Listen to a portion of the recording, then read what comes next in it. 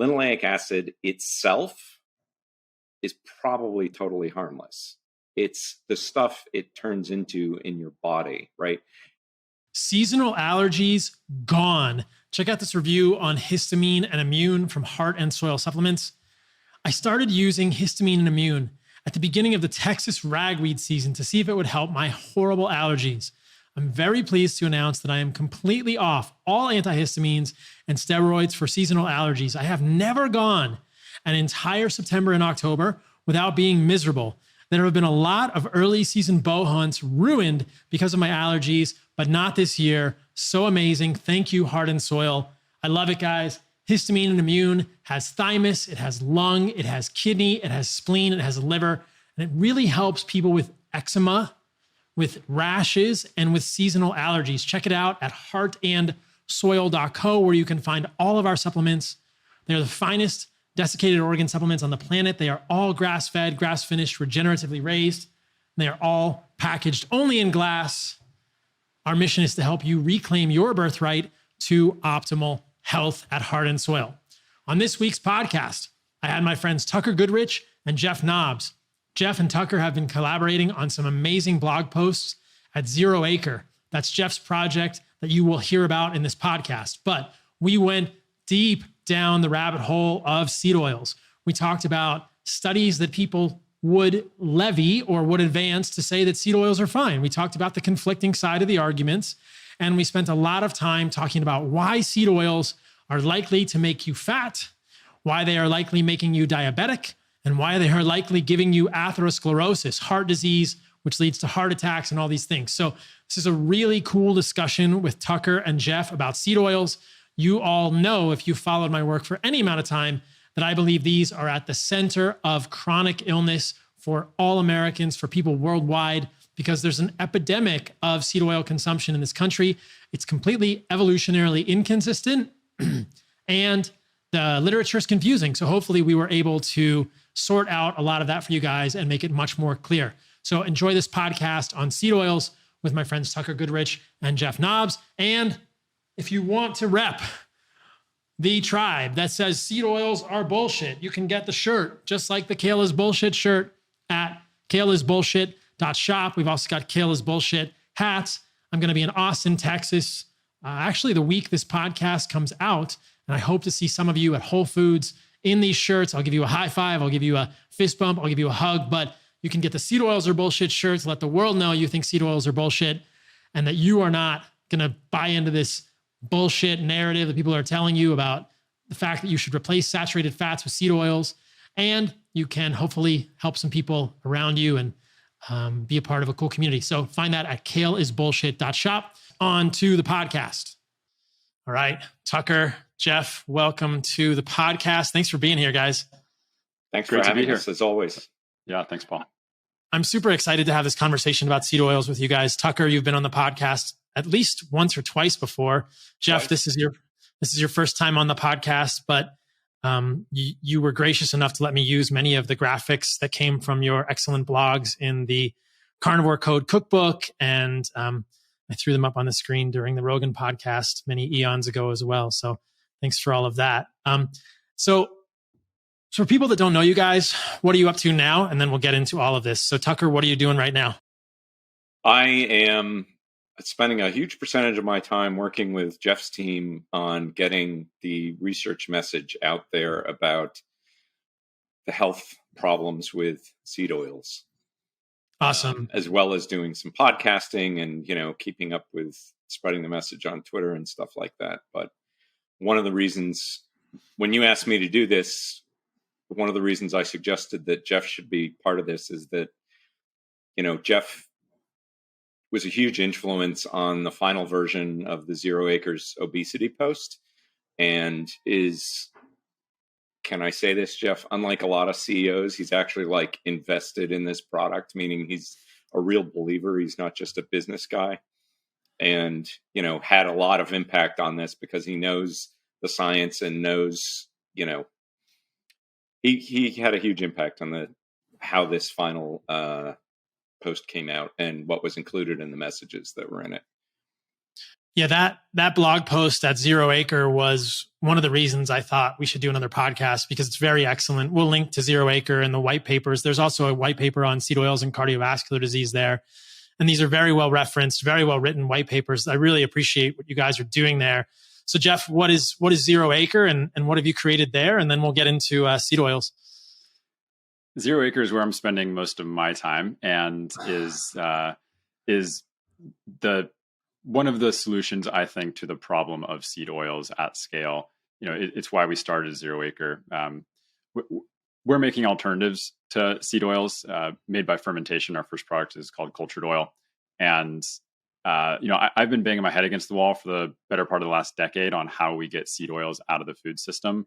My background is in food, have some restaurants and work with other food brands. And seed oils are just in everything. I'm preaching to the choir here. You guys know this. And so with Zero Acre, we're trying to not only make products that can replace seed oils, but also educate on the issues with seed oils. And that's what we did with the white papers that we talked about, and hopefully what we can do today. Awesome. Yeah. When I was recently in Phoenix, Arizona, I did this bit of content where I went to a number of semi-fast food restaurants. I went to Chipotle. I went to a Mongolian grill. I went to a restaurant, and I asked them what cooking oils they use under the guise of saying, "Oh, I have an allergy to these oils," because I think after this podcast, people could say that most humans probably have a quote unquote allergy to seed oils in some way, shape, or form. But I asked them, what oils do you use? And they all used seed oils invariably. The only place that did not use seed oils was Smashburger. And we found out later they actually do use canola oil, but didn't tell me they use canola oil. So the Mongolian grill said they cover the grill in canola oil. They soak it in canola oil at night. They said, you can't ever eat here if you have an allergy, because literally our food is just totally drenched in canola oil. All the other like Yogi grills and stuff would either use soybean oil or canola oil. They use it in the fryers. They use it on their grill tops. The restaurants would say they use olive oil and canola oil. When you actually look at the olive oil, it's usually pumice oil, which is not good quality, or extra virgin olive oil. It's not like a cold pressed olive oil. Went to a Greek place. Stuff. It's the cheapest, worst olive oil, quote unquote, you can get. But they say olive oil. I went to Chipotle and they said it's rice bran oil, which is actually pretty high in linoleic acid. And then they kicked us out. You can't film here. You can't film here. And so anyway, this is just to say that the mission that you guys are a part of is really, really important. And I appreciate what you're doing and what Zero Acre is doing with the education and the cultured oil in general, because these seed oils are ubiquitous. So Jeff, why don't you just start us off? Just one point there. Education is awesome, and lots of people have responded to this and said, well, I'll just stop eating it. And yes, that's great. That's a great alternative for an individual, is just to change their diet. But when 20% of our food supply in the United States is seed oils at this point, you can't just cut that out of the food supply, right? You need an alternative. Yes, that's a very good point, that you can't just cut it out of the food supply. And I know our mutual friend, Anthony Gustin, has thought about this as well. Unfortunately, there's probably not enough cows to make butter and tallow to replace all of the seed oil in the world. So we need something to do that. And that may be a really, really valuable thing that Zero Acre, I think that's definitely a valuable thing that Zero Acre is doing. So Jeff, what are seed oils? And at a high level, and then we'll get into the weeds here in a moment, why do we think that they're potentially bad for us? Oh, man. All right. So we don't want this podcast to be 6 hours, right? No, we don't. I'll give the abridged version. And so what are seed oils? Seed oils compared to vegetable oils, those terms are kind of used interchangeably, but technically vegetable oils are the broader category of any oil that comes from a plant or a crop, whether that's olive, palm, avocado, coconut, or corn, canola, soybean, sunflower. Seed oils are a subcategory of vegetable oils that include oils that come specifically from seeds or grains, which are technically the seeds of grasses. So sunflower seed oil, rapeseed oil, also known as canola oil, soybean oil, rice bran oil, which is a grain or seed. That's what seed oils are. And we talk about linoleic acid and omega-6 fats a lot. And the reason that those terms are somewhat synonymous with seed oils is because seed oils have by far the highest content of these fats. And these fats are found in all foods in very low amounts, but in seed oils, they're found in abundance, orders of magnitude more than in any other food. And so throughout this conversation, I'm sure we'll be talking about linoleic acid and omega-6, as well as seed oils. And I think we can kind of use that interchangeably for that reason. And a high level, why do we think they're bad for us? Yeah. So I think it starts with evolutionary precedence. And nutrition is probably the worst form of science, and that most of our nutrition science today is driven more by politics than actual science. And there's actually very little that's scientific about how we currently make nutrition decisions. So it's helpful to have other frameworks that we can look at to figure out what should we be eating. And evolutionary biology and our evolutionary precedent is an important one, as is looking at the diets of human populations that aren't sick and aren't obese, and looking at what they eat and what they don't eat. Those I think are really valuable frameworks, at least as a starting point. So why are they bad for us? First and foremost, there's no history of humans eating them. And usually when we introduce new molecules and compounds into our diets in unprecedented amounts, it doesn't end well for us. And I think linoleic acid and seed oils are no exception. So purely from a precedent standpoint, we haven't eaten them. And any human population that starts eating seed oils inevitably becomes sick and obese. And then similarly, there's no human population that's sick or obese that doesn't consume seed oils in meaningful quantities. So that at the very least should, throw up the red flag that there's something worth looking into here. I will say, there are some studies sometimes that show some individuals are healthy and they eat seed oils. I think, I liken it to smoking cigarettes and cancer. There are plenty of individuals who smoke cigarettes, smoke tobacco and don't get lung cancer, but there's no population that picks up cigarette smoking in large amounts that doesn't also have increased rates of lung cancer. So at a population level, something is going on here. And then you kind of take it to the next step of, more observational studies, people who tend to have more dietary linoleic acid, what are their outcomes? They tend to be worse. Take it a step further and look at randomized controlled trials.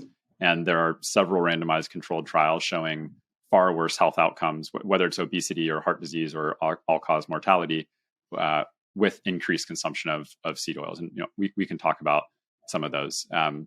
And then, so kind of broadly, population level data to observational studies to randomized controlled trials. And then from there, there's also just common sense of how much real food you would have to eat in order to actually get, the amount of oil that's in like a restaurant meal or a bag of chips. And then, Tucker could wax poetic on all things mechanistic data of what happens when we actually eat seed oils. But there's fascinating research there showing, high linoleic acid seed oils. It's not just the linoleic acid, but what does that linoleic acid turn into, either in the frying pan or in your body? And what that linoleic acid turns into is potentially far worse than the linoleic acid itself, and sort of, objectively, uncontroversially toxic. More so chronically than acutely, like ingesting arsenic, but still toxic. And then the last point I'll just make, is we're typically using seed oils to cook our food. And many of the studies that are done on seed oils are in a fresh state, uncooked. And that's probably not appropriate, since, we mostly eat cooked seed oils, and seed oils go from bad to far, far worse the longer that we cook them. And there's all sorts of data showing that as well. And the last point I'll point out, just because I think it's underappreciated, is how bad seed oils are for the environment. And there's so much talk of red meat being bad for the environment. Vegetable oils, broadly speaking, are they take up more land than any other crop, and they're about a third of global croplands, and lead to all sorts of issues with biodiversity loss and deforestation. And again, uncontroversial. It is. The data is very clear where we're destroying a big part of our planet to grow these crops that end up ultimately doing us harm and killing us. Tucker, anything to add to that at a high level? No, that was a great introduction, Jeff. So many rabbit holes to go down there. Yeah, I would like say there's, as we start talking about the epidemiology, people often say to me, well, the epidemiology doesn't support this. And I think Jeff, to emphasize the points that he was making, when you start looking at this on a population level, there are no populations that avoid seed oils that have the health problems with the chronic diseases that those populations that have high levels do, right? I've looked, I've asked people, I've yet to find a single exception. When you start getting into trying to figure out what a ubiquitous element in the food supply is doing, as most epidemiologists are doing, if you're looking at people in the United States, everybody in the United States has been consuming high amounts of seed oils for over 150 years, right? So, and what the science clearly shows is that the negative effects of these seed oils seem to start at fairly low amounts. So if you're saying, okay, well, everybody in America roughly eats 7% seed oils and some people are doing okay, the number of people in the United States who are metabolically unhealthy, the highest number I've heard is 92%. So you're doing epidemiology looking at a almost entirely sick population. And it's super difficult to take that and turn around and say, well, these aren't problematic because look, 8% of the people are healthy and they're eating seed oils. Super, super important points. And I love that in the white paper on seed oils and obesity on the Zero Acre blog, you guys start with a discussion of this anthropology, and you point out the chimene. So I'll let whoever would like to talk the story of the chimene or the simene, the Bolivian simene, and their exposure to seed oils. But I think this anthropology is a good framework for this discussion. And I love what you guys both pointed out, that indigenous hunter-gatherer type populations generally don't consume, I shouldn't even say generally, consistently, invariably do not consume more than 2 to 3% of their calories from seed oils. And there is one exception to that, and we'll get into them. Okay. And because it's the exception that proves the rule, in my opinion. Perfect. Yeah, you can tell us about that. And that the American population is 7 to 10% of our calories from seed oils. Now, 2 to 3% versus 7 to 10% may not sound like enough, but it's or a lot, but it's really important to understand that perhaps the actual effect of those oils is seen between that range. And so going from 8 to 10% of seed oils or linoleic acid in your diet may not actually have a negative consequence, which is what really understanding the nuance of the research is. So yeah, if you guys want to talk a little bit about these indigenous populations, what they're like in terms of health and what happens when they're exposed to these oils, I think that's a good place to start, sort of anthropologically. I'll let Tucker speak to that. Just want to clarify, Paul, the 7 to 10% number is linoleic acid in our diet. Okay. And it's more than twice that for seed oil consumption. Perfect. Thank you. Yeah. Big jump from anthropological levels. So the chimene, I've heard it pronounced different ways, but we'll go with that, are a population living in the Amazonian rainforest in Bolivia. They are the favorite population at the moment of cardiologists because the cardiologists went down there and discovered that they have essentially no heart disease, the lowest of any population ever explored, right? So and of course, they don't have the other things that tend to go along with that. They don't have obesity, very low rates of obesity. We'll get into that. And then they don't have diabetes. They don't have any of these other problems. These are poor people living in the jungle. They live by doing a lot of farming. They have a pretty high carbohydrate diet. Some of the interviews I've seen with them, they complain about how they can't get enough meat to eat. And so they're always hungry. But they are, by the standards of Americans, very healthy. And luckily, this is these folks in the Catawbans, who are a South Pacific group, are two of the populations that have been eating what you could call an ancestral diet, right? They're not hunter-gatherers. They're not, a model for the carnivore diet. These folks eat a lot of plant matter. But what they don't, or what they haven't been eating up until recently, are what the research studies call market foods, right? They get their own food out of the Amazonian jungle. Then they noticed that things were starting to change. They initially noticed that there was a correlation between motorboat use and the beginnings of obesity in this population. And you might think to yourself, well, why on earth would having a motorboat make you fat? And the answer turned out to be because if you have a motorboat, you can go down the river and get to a store and start buying market foods. So they turned around and they went and looked at that's my wife trying to keep the dogs quiet behind me. They looked at what are these folks actually eating, and they found out that the correlation with obesity in this population is their increased intake of industrial vegetable oils that they are getting from stores. And like every other population on Earth, the more exposed they get to, industrial diets, they start eating the same foods, which means refined carbohydrates and processed foods and seed oils. So here's, these folks are in the process of leaving their ancestral way of living aside and going to a modern diet. And we're already starting to see the negative effects of that diet on this population. And what's likely going to follow are the same things that follow everywhere else, which is, heart disease. And in 20 years, we'll be reading papers about, paradox that Chimene eat a AHA approved prudent diet, and they have high rates of heart disease versus when they were, just living off the jungle and they were all healthy and paradisical. I mean, it's fairly entertaining to see this happen in kind of a sad way. It's kind of like the Israeli paradox that Israelis eat a heck of a lot of seed oils, I think some of the highest amounts in the world, and yet have the same or higher rates of heart disease and diabetes and obesity as other parts of the world. Well, I don't understand. All of the paradoxes I've ever heard of are not paradoxes. How can the Eskimo eat so much fat and not get heart disease? Well, because they're not eating processed foods. How can the French, right? None of these paradoxes, the Eskimo paradox, the French paradox, none of these seem like paradoxes from an ancestral evolutionary perspective. But when viewed through the lens of what is widely considered to be a quote unquote healthy diet, they're all paradoxical, which is just, I don't understand why people don't realize, wait, maybe the lens, maybe the whole overarching paradigm is wrong. Well, generally in real science, to Jeff's point about nutrition science, in real science, a paradox means your hypothesis is probably wrong. And you do occasionally get something like the black hole, which was initially thought to be a paradox in physics, and then they discovered they actually exist.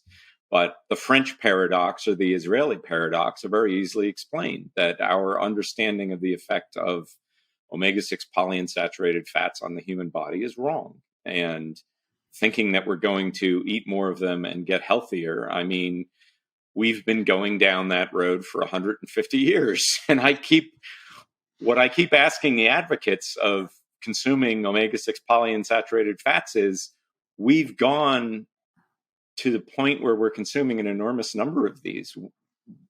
When do we start seeing the health benefits? Well, Tucker, do you have to get to 20% and then all of a sudden you stop being obese and diabetic and dying of heart disease? Exactly. When's the tipping point? We're still not eating enough. And you see that in, US dietary guidelines. We've seen this exponential rise in the consumption of seed oils, 1,000x increase since 1909 in soybean oil alone.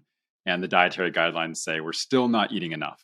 And when you look at basically what a seed oil proponent would say to Tucker, it's that we still got to eat a little bit more to get to, the holy land of perfect health. And I mean, it's just a total bonkers response because we used to not eat any of this stuff and be in really great health.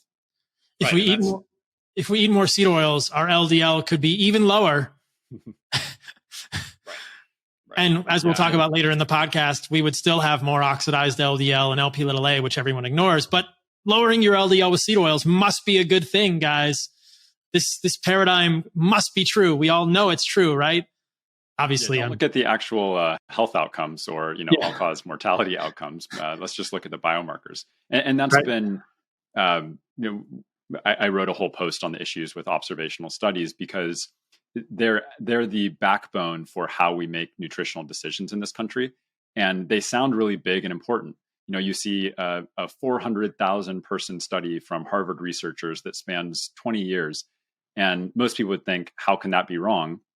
Or how could that be more wrong than a 7-year trial with a few hundred people, not understanding the difference between a randomized controlled trial and an observational study.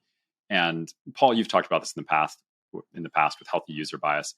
As soon as we started recommending seed oils as a heart healthy alternative, anyone who cared about their health, they did yoga and lifted weights and tried to eat more fruit and whatever, they also added more seed oils because like, oh, that's what healthy people do.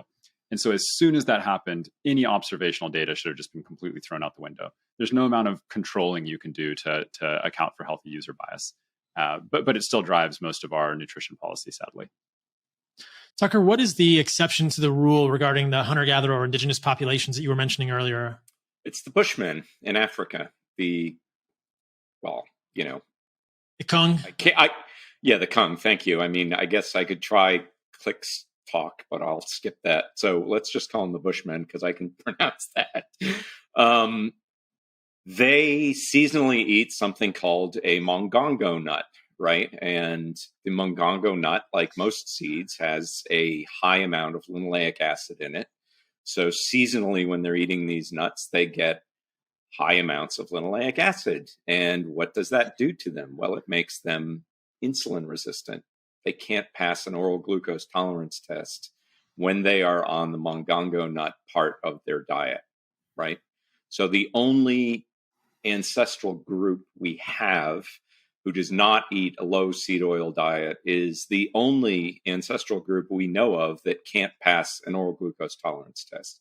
And that includes folks like the Eskimos, the Inuit, who've never seen a carbohydrate bigger than a blueberry. And nevertheless, they are perfectly able to pass an oral glucose tolerance test. So we're left with this one little group who eats lots of mongongo nuts seasonally because they have nothing better to eat. They would prefer to eat meat, but they can't. And they fail an oral glucose tolerance test. And when you take them out of that environment, if they go into, I guess the equivalent of a reservation there where they're no longer eating these mongongo nuts seasonally, then this diabetic effect of the nuts goes away, or what seems to be the nuts, in my opinion. That's pretty interesting. Yeah, I've been to visit the Hadza in Tanzania, and I want to visit the Ikung, and I'm not able to make the phonetic click either. It's an upside down exclamation point and then Kung. If people want to search these people, they're Kung San people. But Richard Lee, I believe, has done a lot of research with the Kung San, and in his book, which I've glanced at, it's quite a tome. He talks about the fact that when they get meat, they eat it with quite a significant amount of enjoyment, and they can eat up to 2 kilograms of meat per day. And it's similar to the Hadza. Basically, the amount of meat eaten in these hunter-gatherer cultures is proportional only to the availability of the meat.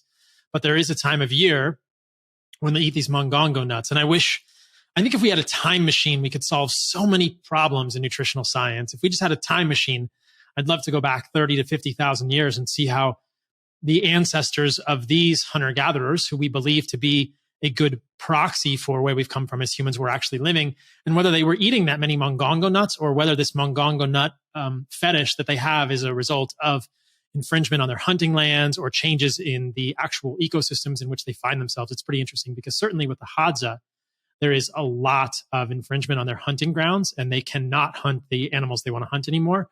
And they're forced to eat foods that are not necessarily ancestral. They still want to do that, but they can't get as much as they would like. Sounded like kind of like the chimene, perhaps.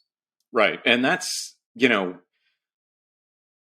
it's an important point to note that, humans have been eating seeds and nuts for probably a very long time. I mean, they found evidence of grain consumption amongst the Neanderthal by looking at dental calculus and, the plaque that your dentist takes off your teeth.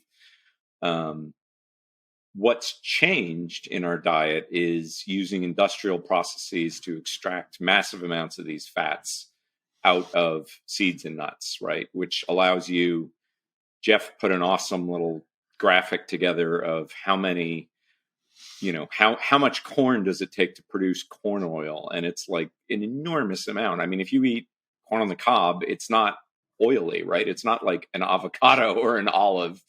It takes industrial processing to get seed oils out of seeds for the most part. 60 to 70 or even 90 ears of corn for 5 tablespoons of oil, right, Jeff? Yeah, I don't know about you. I have never been able to put down 60 ears of corn. Not on one sitting. not on my best July the 4th that I ate 60 ears of corn. And we did the calculations. I don't know if you shared this one as well, but we tried to recalculate 2.5 pounds of sunflower seeds if they're in the hull. So if they're in the hull, it's 2.5 pounds. It's 1.25 pounds if they're already shucked or whatever you do with sunflower seeds, like hulled. And I don't know what it is for soybeans. It's got to be on the order of 1 to 2 pounds of soybeans. You may know off the top of your head, Jeff, how many pounds of soybeans? Multiple cups. Multiple cups of soybeans, yeah. To get the equivalent of 5 to 7 tablespoons of seed oils, which is what the average American eats in a day, right? Yep. Yeah, you'd have to have a really, really long baseball game in order to get through multiple pounds of sunflower seeds. But I think that just points to, just because it's from a food that is a real whole food does not mean by definition that it's, good for you or even okay for you. You just wouldn't be able to eat that many sunflower seeds or that many ears of corn, or even if you somehow did, you probably wouldn't feel like eating it again for many, many months. And yet that's what most Americans and increasingly most of the rest of the world are not only eating on a daily basis, but on a per meal basis. And that all averages out to eating that every single day, day in, day out for most people's lives. Sort of no wonder that leads to chronic disease. It's not like you're going to keel over and die, after that one meal or after a week of eating that way. But you do that for days, weeks, years, decades, and leads to all sorts of health issues. And it gets back to the parallel to smoking, right? If you smoke a pack of cigarettes once, you're probably going to be nauseous, but you're not going to get lung cancer from it. You're not going to get all the other diseases that come from smoking. Even for lung cancer, you need to smoke for 20 years or so. And smoking's about as noxious a thing as it's possible for a human to do, dude. And Paul, by the way, it's about 5 cups of cooked soybeans for 5 tablespoons of soybean oil. Thank you. That's a lot of soybeans. It's a lot of soybeans. There's ribeye in the background getting angry about 5 cups of soybeans. I think it also speaks to a really interesting idea that perhaps our exposure to linoleic acid may have been seasonal in our history, and that increased consumption of nuts and seeds may have happened in the winter or the fall. And perhaps that did lead to some increase in obesity, which was beneficial for those of us living hundreds of thousands of years ago during an actual winter period when food may have been more scarce. So perhaps there is a mechanism here. Now, essentially, we live in an eternal summer now in the fact that we don't have food scarcity. Most of us are quite fortunate to have access to foods all of the time. During the recent crazy events that shall go unnamed, sometimes grocery stores were a little bit understocked, but most of us go to the grocery store, which are our modern day hunting grounds, and they're stocked the same every day. But at the same time, as we're living in an eternal summer in terms of food availability, it's almost like we're living in an eternal winter in terms of the signals we're giving our bodies by eating this many seed oils every day. So I think that's just an interesting parallel. It makes sense to me from an evolutionary context and is quite a compelling hypothesis. Yeah, and we talk about this in the at zeroacre.com/obesity is the white paper that we're referencing. We go into detail on this. Tucker, feel free to disagree or double down, but I think it's fair to say that we don't know for sure why exactly increased consumption of seed oils lead to increased weight gain and obesity. And also we can't say for sure that they do. And that's the case of most things in nutrition. Studies seem to point to certain outcomes, or evolutionarily certain things would happen when we ate different types of food. But there are a number of studies that show increased consumption of linoleic acid and seed oils do lead to weight gain. And so then the question is, why does that happen? And that's in animals and in humans. Yep, exactly. And one explanation is what you're describing, Paul, that it could be an evolutionarily conserved mechanism from small rodents to other primates and potentially even in humans, where winter is coming, time to put on weight to stay warm in a time of food scarcity in winter. And so around fall time, there are nuts and seeds that are available for consumption, maybe some grains, and we consume more of those, and our bodies get the signal that it's time to put on weight. And there are interesting examples in other mammals and in other animals where they're actually unable to put on weight and enter hibernation unless they consume more and more linoleic acid. So if you take that to the practical extreme, it's that humans are in a constant state of hibernation and weight gain because we're constantly preparing for winter. And if other animals are any indication, if without that increased amount of linoleic acid, we're not in a state of hibernation, more energy, more aware, less weight gain. That's one hypothesis that we talk about in the white paper. Another is that there's no intentionality. It's simply something's gone wrong and something breaks, and that leads to increased fat storage. And that gets into what linoleic acid turns into in our body and how that toxin starts breaking things and leading to fat gain. And that's less about an evolutionarily conserved, intentional mechanism, and more just about things going wrong. Now, do you want to add anything to that, Tucker? I was going to say, even that effect that Jeff's describing is evolutionarily conserved. They've shown it in bacteria and roundworms and all the way up to humans. So it seems to be, what we're talking about here really is fundamental processes that we've kicked sideways by overconsumption of these fats, right? Even some of the toxins that we're discussing, HNE, which is probably the best studied oxidative product of linoleic acid, has signaling roles in the body, right? It's, a fundamental part of our metabolism, but it's supposed to be there in a certain quantity. And we have, by dumping excess linoleic acid into our bodies, we seem to have increased the amount of this toxin. And everywhere you look through chronic disease, every single chronic disease, this toxin is thought to play a role. And so it shouldn't be surprising that if you evolve, just like in human history, we evolved in a tropical climate, and then we decide that we want to move up to the Arctic. And we had to make a lot of changes. And there were a lot of, genetic adaptations. It's entirely possible, one could argue, that we're going through another genetic adaptation to a high seed oil diet. But just like, the first folks who moved to the Arctic Circle probably didn't do all that well until they figured out about, mucklucks and parkas and things like that. In the meanwhile, as you're trying to make this adaptation, you're going to suffer from it. That's how evolution works.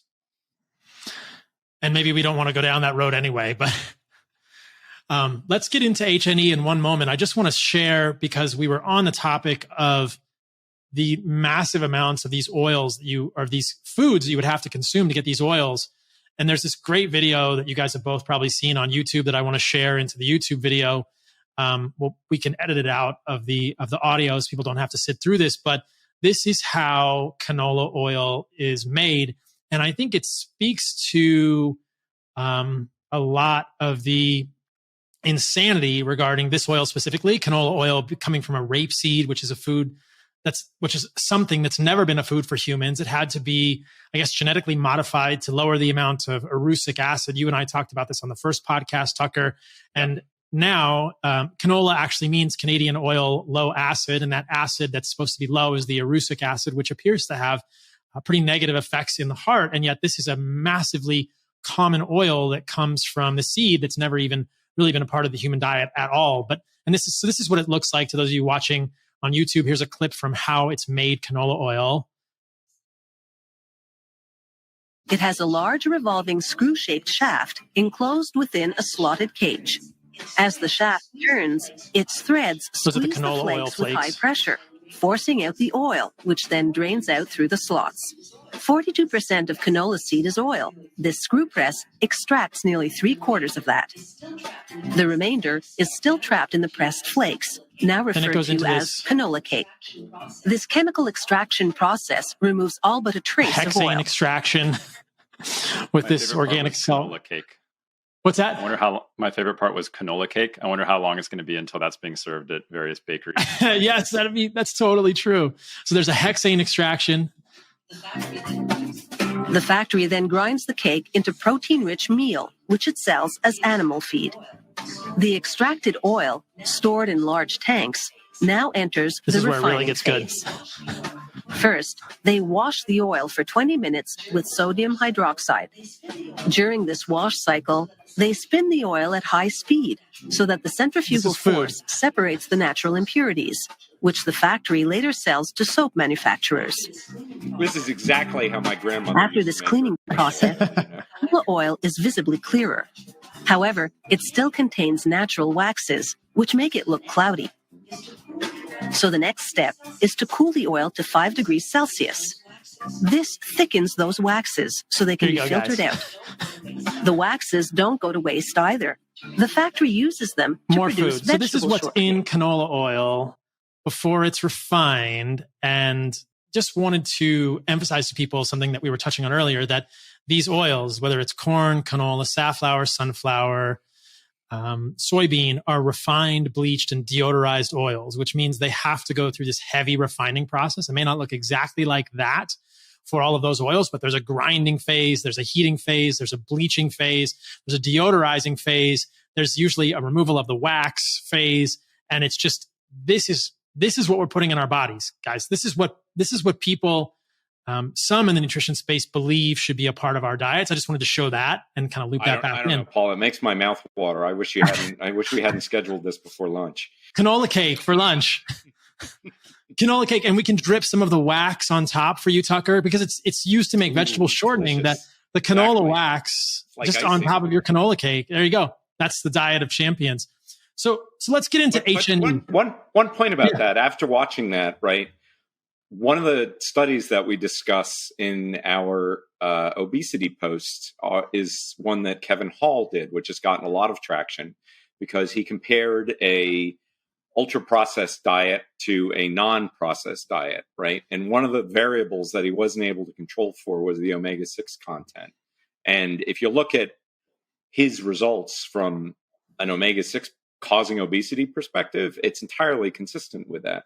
And unfortunately, the definition of processed foods that they're using doesn't say that canola oil is considered to be a highly processed food, which is absurd. You look at that and you say, that it's equivalent to butter. And my comments about my grandmother, my grandmother could have made butter, right? It's easy to make butter.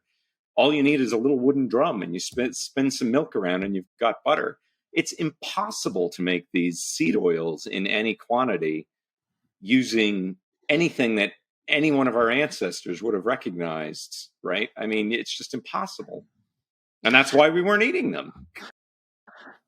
Yeah, we didn't have machines like that. Sodium hydroxide wash and a hexane extraction of the oil. And yeah, it's crazy. We would never have gotten this amount of these oils in our diet, even in the food equivalent. And then there are all these mechanistic things that make it probable. So I showed on YouTube a brief picture of the actual study from Kevin Hall. I've done some content on Instagram about the study. Super fascinating. The ultra processed diet group gains 2 pounds in 2 weeks, right? And the unprocessed diet group loses 2 pounds in 2 weeks.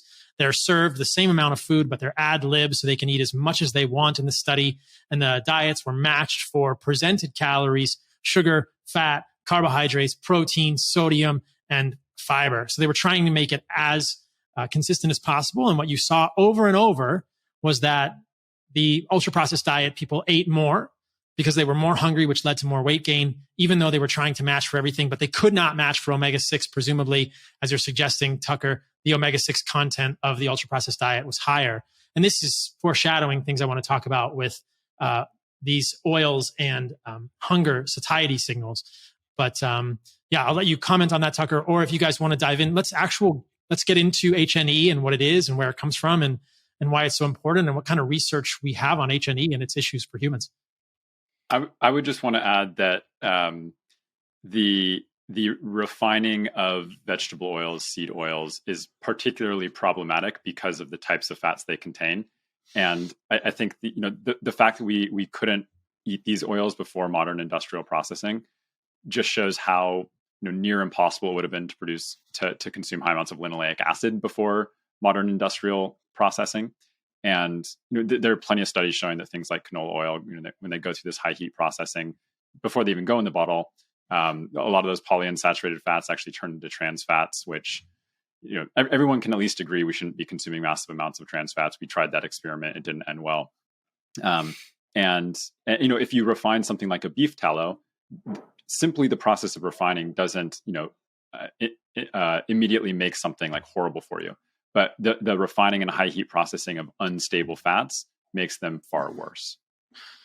And you have a blog on the Zero Acre website about canola oil, which is excellent. And it points out the fact that according to the FDA or the USDA guidelines, if something contains less than 0.5 grams of trans fat per serving, you can say it has no trans fat.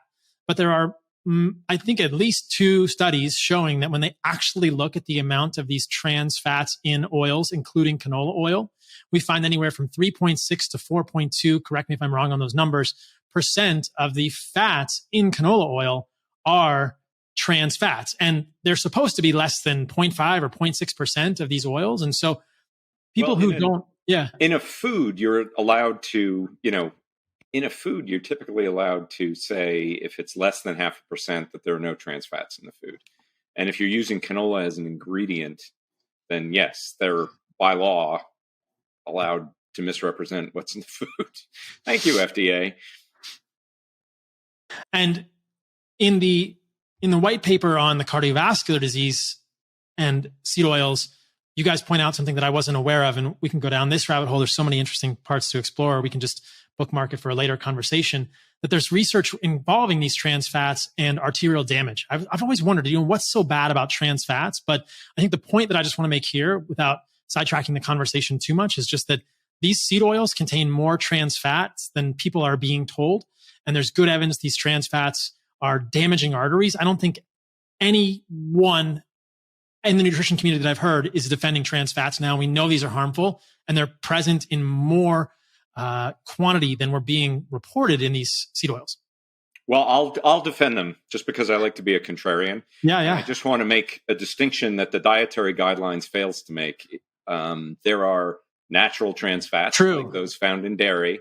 The harmful ones are the synthetic trans fats, and the dietary guidelines doesn't make that distinction. And they say, oh, well, dairy contains trans fats, so therefore you shouldn't eat dairy. And that is a misrepresentation of the science, right? Natural trans fats have been shown to be very beneficial. And they're actually investigating them for anti-cancer and protection against atherosclerosis. So there's a big difference there, right? The synthetic trans fats that are produced exclusively from seed oils are the ones from the partial hydrogenation of seed oils are the ones that we need to be avoiding. And there's, it's just your body never evolved to process these things. They break your mitochondria because it's a totally novel fat, right? To Jeff's point before about these new things tend to be problematic. Yes, exactly. And at the risk of confusing people, I'll try and preemptively answer a question, and you guys can help me with this one. People will often ask me, what about conjugated linoleic acid, which is a trans fat found in dairy fat? And this is a different molecule. It has a different, the trans is, obviously linoleic acid is not a trans fatty acid, but conjugated linoleic acid is a different looking molecule at the fatty acid level than linoleic acid. It's similar in some ways, and perhaps in terms of the number of carbons, because it's also called linoleic acid, but they look totally differently. Yeah, it's the formula is the same. It's just the structure is a bit different. And it is, as you said, part of dairy, and that specifically conjugated linoleic acid, CLA, is the one that has been investigated for its health benefits, its anti-cancer benefits. And amusingly, at least in breast cancer models in animals, they think that it may be beneficial because it's blocking linoleic acid, right? Your body is taking that up instead of linoleic acid, and it doesn't have the negative effects of linoleic acid, except in large quantities, like all the rest of this stuff, right? So the amount you get in beef or dairy, great. Don't go and don't try superdosing CLA. That's probably not going to turn out well. Doing things that are evolutionarily inconsistent is probably not a good idea for humans. Even for stuff we like, yes. Yeah, intuitive. So just when we thought nutrition couldn't get more confusing, okay, linoleic acid, bad. Trans fats, bad. But the trans fat version of linoleic acid, good. Because it's evolutionarily consistent and it's something we would have been exposed to in small amounts. And let's also note that the amount of conjugated linoleic acid that people are getting in dairy fat is very small. These are small amounts. If we're talking absolute amounts, we're not talking anything like the amount of linoleic acid people would be getting in seed oils when we're talking about conjugated linoleic acid from dairy fat and animal fat. So hopefully that cleared. And linoleic acid in those same quantities as CLA would probably be totally harmless, right? Because that's what we would have evolved to eat. And that's probably the amount of linoleic acid that all three of us are getting on a daily basis, because there is a small amount of linoleic acid in egg yolks, in the fat on my steak, in the hamburgers that I'm eating, in dairy. But it's a much smaller amount of linoleic acid. I think tallow has 2% linoleic acid, 1.9% linoleic acid. In the oil, like a tallow or a butter, around 2% linoleic acid, relative to corn or let's say soybean oil, 40 to 55% linoleic acid in those oils. And that's a really important point, because people hear that things are bad and they're like, oh, well, then zero must be best. And that's not necessarily the case. It's not the case in this instance, right? If you're eating evolutionarily appropriate levels of probably any fat, you're going to do just fine, right? Because that's what the system was designed to handle. Tucker, do you want to bring us down the HNE rabbit hole for a few minutes? Because I think this is a really important one for people to understand. Right. So HNE is 4-hydroxynonenal.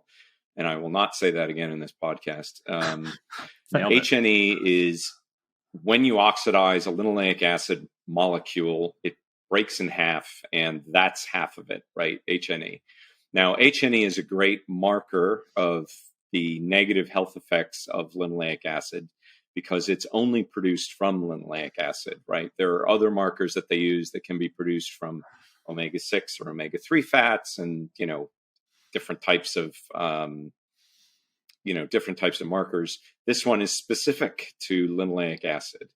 And in the context of obesity, it's very interesting because when they first discovered and started exploring HNE, which was discovered, I'll mention, in the context of cancer research, they started adding it into, treating basically cell cultures with it. I think it was yeast.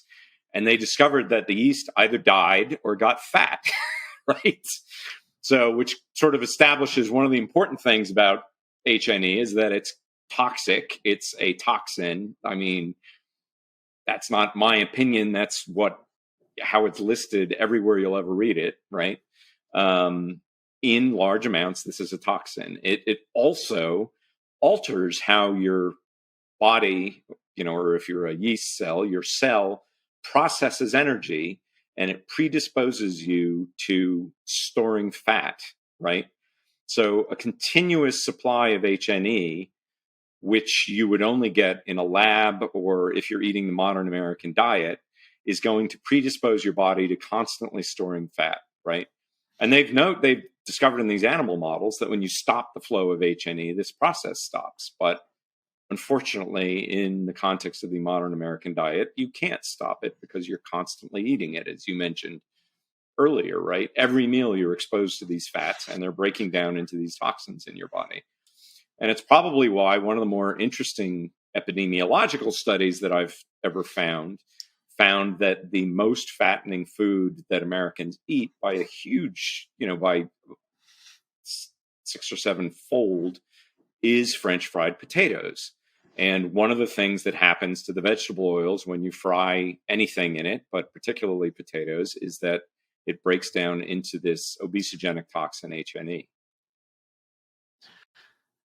The amount of HNE in French fries is pretty enormous, isn't it? I was looking for a study that you actually referenced the study in the blog post, and I was looking for the study because there's actually studies on HNE in French fries. In French fries, in any fried food that's, where you're frying linoleic acid, it's going to break down into HNE and other toxins. And, some of them are obesogenic. Some of them are thought to be carcinogenic. HNE, when they were trying to figure out exactly why LDL causes atherogenesis, the answer that they came to was HNE, right? Because of the damaging effect, the toxic effects that it has in the body. Now, okay, I want to come back to linking LDL and HNE.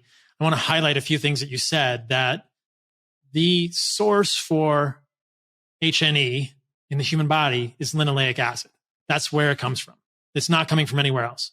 The only other place from omega-6 fats. So it can also be made from arachidonic acid, which typically you only have a tiny amount of in the body.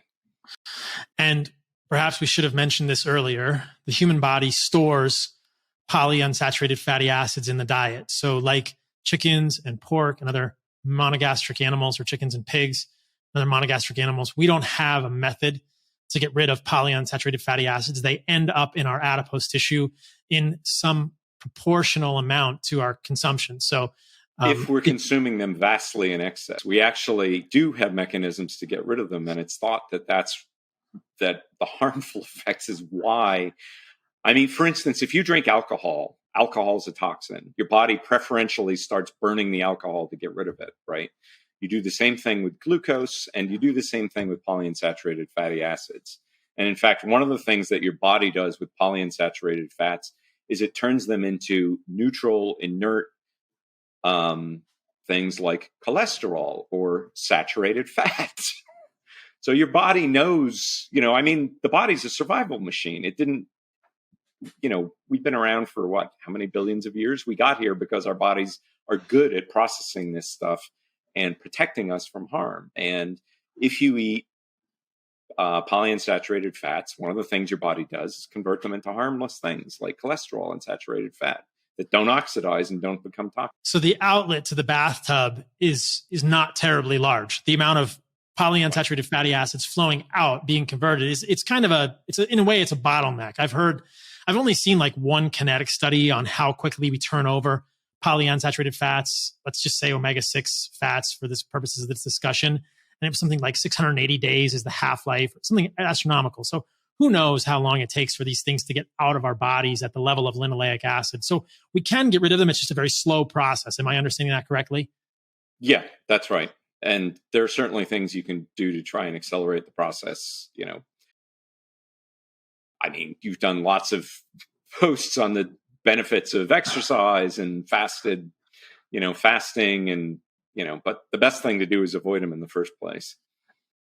And let's talk about beta oxidation and ketogenic or low carb diets, because I learned something reading the white paper that one of the ways that HNE is, or I guess perhaps the main pathway by which HNE is disposed of in the body, is beta oxidation, which is part of the process of ketosis. Only in a ketogenic state is HNE oxidized.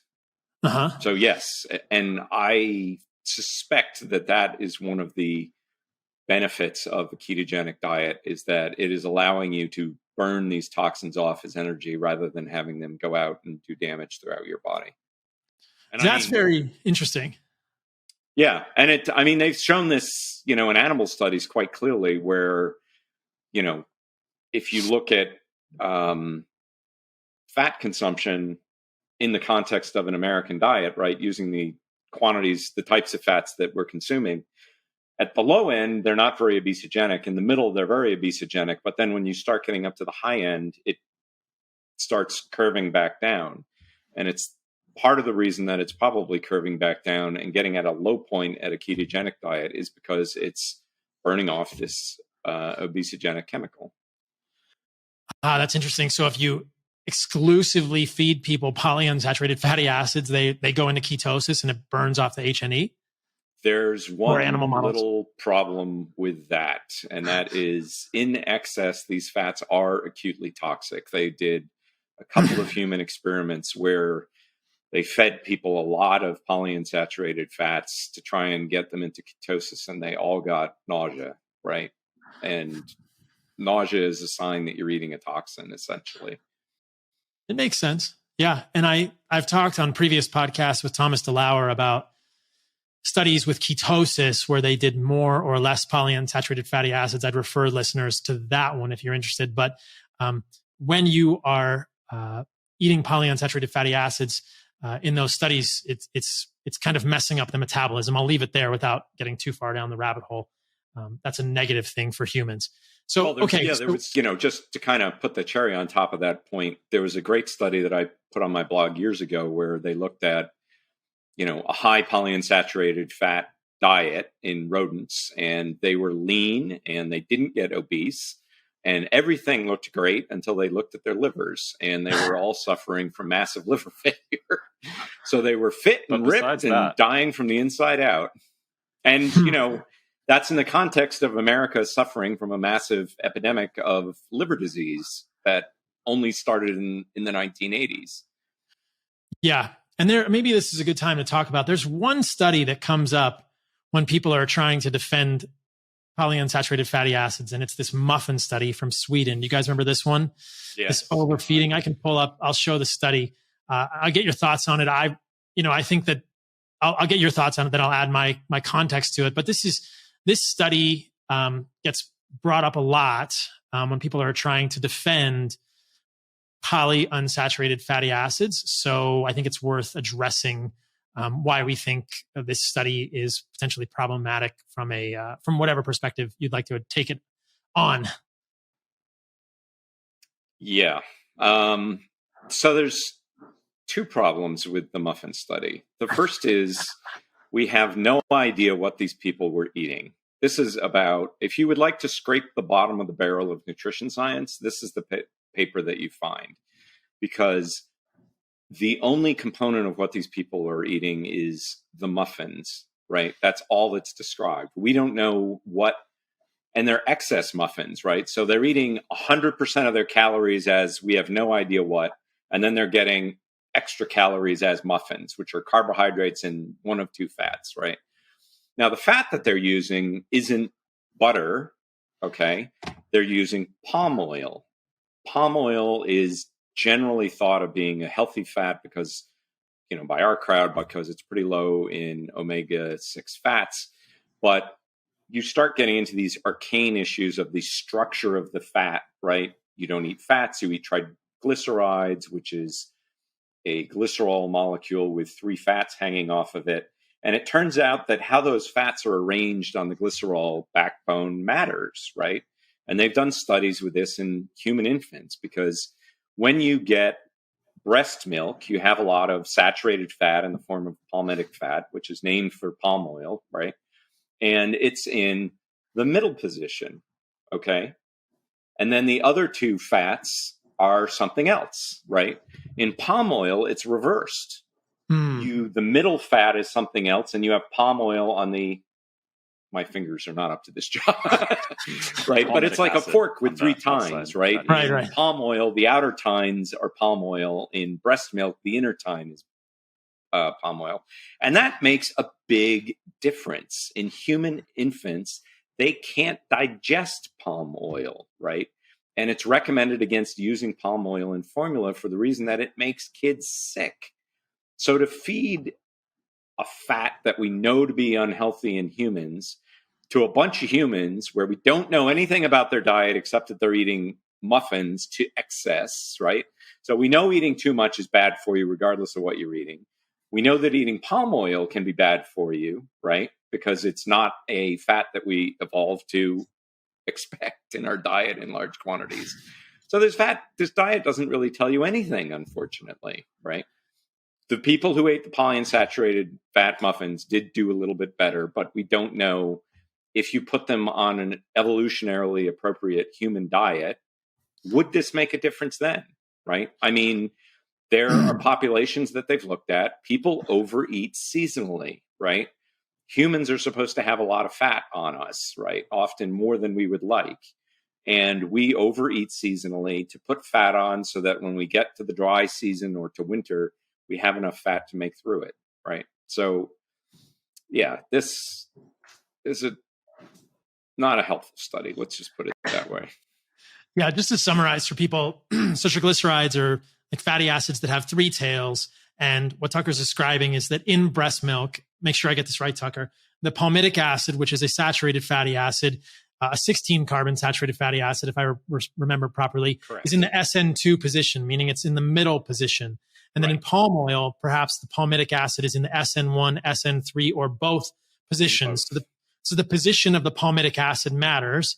And lo and behold, evolutionarily inconsistent consumption of a fatty acid that humans would never have had this much access to is maybe not good for humans. There are huge palm farms about 30 to 40 miles from where I live. And I think, what the heck are they? Why are we making all this palm oil? But it's a process. These are refineries to make this palm oil. Humans would never have been exposed to this. And interesting that it's not allowed in formula because it makes infants nauseous or something. It turns into soap in your gut. And the other thing you mentioned about this muffin study, just because I want to address as many of the counter arguments for seed oils or for polyunsaturated fats in this podcast as we can, is that this is an overfeeding study, which is kind of a strange thing. As you said, there are populations that overeat seasonally, but they forced people to gain weight in this study. I think that the goal was 3 pounds of weight gain, or was it 3 kilograms of weight gain? They were making people overeat to gain a certain amount of weight. So when they overfeed people muffins, and we don't exactly know how many muffins it took in the polyunsaturated fat group or the seed oil group. So these are muffins baked with palm oil or muffins baked with seed oils, but they just have to keep eating muffins until they gain weight. And so the people who are anti-saturated fat or pro-seed oils will look at the study and say, haha, look, when the people overate the seed oil muffins, they did better than when they overate the palm oil muffins. And it's just like, what is the model that we're using here? And what nutritional universe are we thinking that stuffing people literally beyond their point of satiety until they gain weight is representative of normal life? Well, and this is also their best piece of evidence, which is hilarious because, it gets back to our discussion about, they say, oh, well, seed oils are good. They don't make you fat. And we look at the United States where seed oil consumption has gone up steadily, and we're in the middle of a massive epidemic of obesity and other disease and related diseases. And we get back to okay, well, how much of this stuff exactly do we have to eat before we start getting healthy again? We know that if we don't eat any of it, we're healthy. And, these guys, I guess, are telling us that if we eat massive amounts of it, we get healthy, even though in the animal studies, which they don't like to talk about, we know that it'll give us liver failure. So that's not a good thing. I mean, the animal literature is very clear.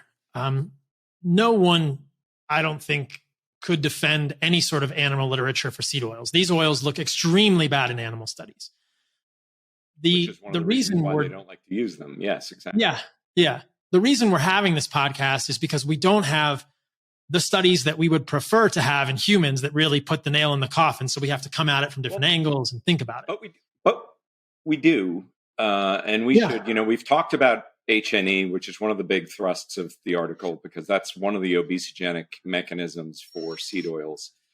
The other big mechanism where we do have human data is the endocannabinoid system, right? Let's talk about that. Yeah, so endocannabinoids are these chemicals that were originally discovered in marijuana, hence the name cannabis. And endocannabinoid is a cannabis-like molecule that's made in your body. Everybody has heard, at least, of the effect called the munchies, where you get stoned and it makes you want to eat. And from what I've been told, you don't crave steak, you crave junk food, right? And now this effect is so well described that THC, right, the cannabinoid, the exocannabinoid in pot that makes you get the munchies, is actually an FDA-approved drug called dronabinol, which is used in cancer patients and people with AIDS who have a problem with a lack of an appetite. You give them synthetic THC, dronabinol, and it makes them want to eat. So that's a great thing for them, right? So in your body, you have this process where arachidonic acid, where we mentioned before, in your gut is turned into endocannabinoids. And these endocannabinoids, if you want to make your body to make endocannabinoids and stimulate a hunger signal, the easiest way to do it is to not eat. And your body's reaction of fasting is to make these chemicals that make you hungry and make you want to eat, right? That's perfectly normal. And if you eat excess linoleic acid, then your body has more of the building blocks for these endocannabinoids because it converts linoleic acid to arachidonic acid to these hyperphagic, meaning they make you eat too much endocannabinoids. So we know that process. It's well described in animal models, and it's so well described in animal models that we had a drug to treat it called rimonabant. And rimonabant was introduced in the 2000s. It was considered a miracle drug. Interestingly, to get to our other white papers, not only does it eliminate obesity in animals or nearly eliminate obesity in animals, but in humans, it also improves all the cardiovascular and diabetic risk factors, right? So it makes everything look better. It even lowers your HbA1c. So it was a miracle drug. And it works because it blocks the endocannabinoid receptors in your brain and in your gut, and it stops you from wanting to overeat from production of these chemicals, right? Unfortunately, in humans, and this is, a good caveat on these animal models, apparently the rodents they were using didn't have the opportunity to kill themselves because that's what rimonabant made people who took the drug want to do. So it was pulled from the market. But it worked. It was effective, and it was considered a miracle drug until they figured out this negative side effect of it, right? So now we also have the treatment that we're left with, one of the most effective treatments for obesity right now in humans and in animals is gastric bypass surgery, right? The most effective one we have there is Roux-en-Y gastric bypass, RYGB. And RYGB surgery, when it's effective, and it doesn't work about 20% of the time, and it also makes lots of people who take it want to kill themselves, and the suicide rate's very high, so it's not a recommended way to cure your obesity, in my opinion. But when it works because you're basically cutting the signal between the brain and the gut that enables this endocannabinoid pathway, right? And all of a sudden, you stop craving junk food. THC, if you inject it into the brain of a rodent, makes them want to eat sweet and starchy foods, right? Just like in humans. If you block this pathways, people spontaneously start avoiding junk food and eating healthier foods. And that's why one of the reasons why it helps people to lose weight when it works. And I keep saying that because I want to make the point, it only works about 80% of the time. Surgery's not a precise science, and they're still trying to figure out exactly what nerves you need to cut to have that effect on the body.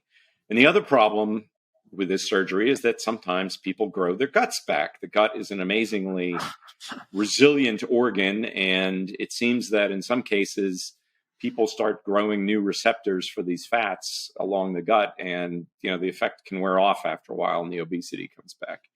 But in animal models, this surgery has the same effect as rimonabant. And what's really fascinating is that if you take animals that have had this surgery and you give them these endocannabinoids, it partially blocks the effects of the surgery, and they start getting fat again.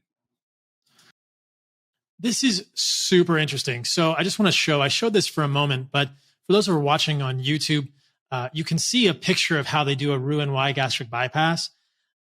They essentially reroute where the stomach connects by taking the esophagus, cutting the stomach here, and then attaching this sort of blind pouch lower in the process. So right. Do we think Tucker? So that lower part or the upper part of the small intestine that they bypass exactly is where these fat receptors are. That's where the process of making these endocannabinoids happens. So somewhere in the duodenum. Exactly. And if people are listening to this, I would encourage you to look up Roux-en-Y gastric bypass. You'll see this image, and this, what we're doing is we are bypassing part of the small intestine. And how interesting that this decreases these endogenous cannabinoids being created. And sometimes, I guess, then people will grow receptors down in the lower part of the ileum or something, Tucker? Yeah, the gut's pretty amazing. I mean, I had a colon resection years ago, and you would think cutting 8 inches out of your colon would have a negative impact. But in 2.5 days, I was out at a pool party drinking beer and eating hamburgers on the doctor's advice.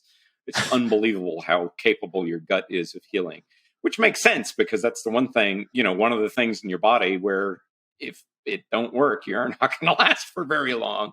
It has amazing powers of healing. But, when, despite all my caveats about this surgery, when it works, it's miraculous. And the miracle for these people is that they lose this massive craving to overeat, right?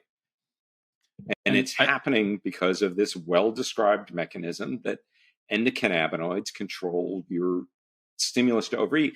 And now how does that work, right? Because they've done a lot of, and we go through all of this in the post, all the research. They've done some experiments, again, in animals, trying to figure out, what's driving this. What we know isn't driving this is carbohydrates, and protein has no effect on this pathway, right? How much fat you eat has an effect on it, depending on the omega-3 and the omega-6 fat components in the diet, okay? Why are the omega-3s important?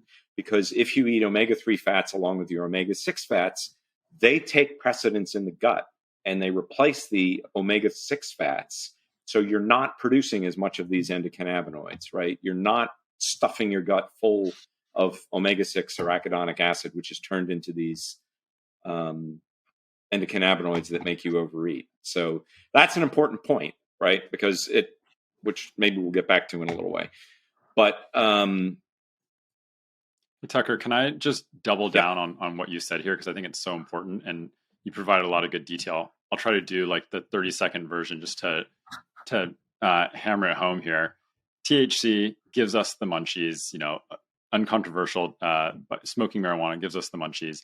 And there are also cannabinoids within our body, endocannabinoids like AEA and 2-AG, that also stimulate CB1 receptors the way that THC does.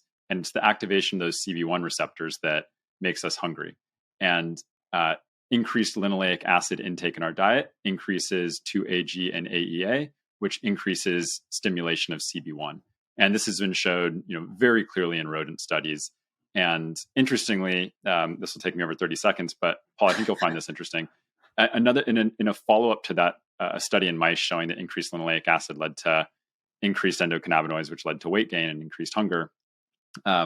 They also did a separate study where they fed salmon increased amounts of high linoleic meal. And soybeans. It's soybeans, yep. And then the salmon had higher amounts of linoleic acid in their flesh. And they then fed the salmon that ate high linoleic diets to a group of mice. And then they fed different salmon that was lower in linoleic acid to a different group of mice. And the mice that ate the salmon that ate the higher linoleic acid diet actually gained more weight. So if this is any indication for humans, it means, if we're eating chickens and pigs that they had the different, the high linoleic acid diet, even if we're doing everything else right, that could still lead to weight gain. But back to the THC or AEA and 2-AG to CB1 activation story, carrying that over to humans, rimonabant, this study that, Tucker's really done a good job of shining the spotlight on, that is how it works. It's not like one of 50 ways of how it works, and this is one little byproduct. That is why it is found to be such a miracle drug. And then when you look at bariatric surgery or gastric bypass, again, it is CB1, the blocking or lowering of CB1 activation in the gut. That is why it works. There are papers on this. We're not making this up. It's very clear. And then just to highlight one other point that Tucker touched on, if you directly administer the endocannabinoid AEA, which is one of those endocannabinoids that is increased with linoleic acid consumption, that reduces the fat loss of gastric bypass, which points to it is the same mechanism at play there. All of the things that increase our appetite, like THC, and all the things that really help us lose weight, even if there are side effects like bariatric surgery and drugs like rimonabant, they're all working on the same pathway here. And that same pathway is activated when we increase our consumption of linoleic acid. And that right there is why the Tucker plus Jeff obesity post was so much better than my first draft on my blog. Amazing. And why it's great to have both of you guys on the podcast. And so the last piece of that story is, and this is just reiterating what you both said, if you decrease your consumption of seed oils, you decrease the formation of endocannabinoids in the gut, and you are less hungry. And I love that you brought this up, Jeff.